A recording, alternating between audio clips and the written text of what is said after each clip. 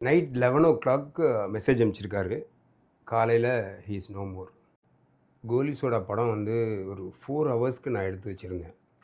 அந்த edited வெர்ஷன Bhagyaraj sir பார்த்து, "sir இந்த மாரி கொஞ்சம் லெங்த் ஜாஸ்தி ஆயிடுச்சு சார். கொஞ்சம் ட்ரிம் பண்ணணும்னு" சொல்லி. அப்ப நான் ஒண்ணும் பெரிய ஆள்லாம் கிடையாது.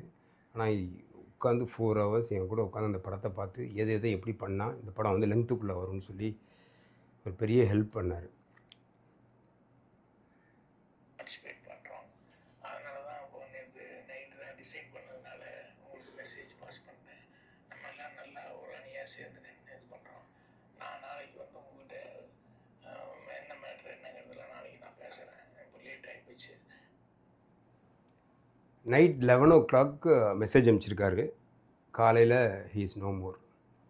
நாளைக்கு என்ன பண்ணணும், அடுத்து என்ன பண்ணணும்னு ஒரு ட்ரீமோட, ஒரு கனவோட, ஒரு பிளானிங்கோட தூங்குன ஒரு மனுஷனுக்கு மறுநாள் இல்லைங்கிற ஒரு அந்த ப்ளீக்னஸ் இருக்குல்ல, அன்சர்டனிட்டி, அது வந்து ரொம்ப ஷாக்கிங்காக இருக்குது.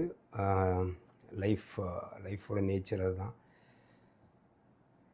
Despite all heart works, sincere efforts, நம்ம எடுக்கிற படங்களோட ரிசல்ட்டும் அதுதான்.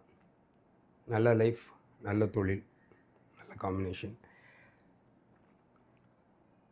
Rest in peace sir. Will keep dreaming.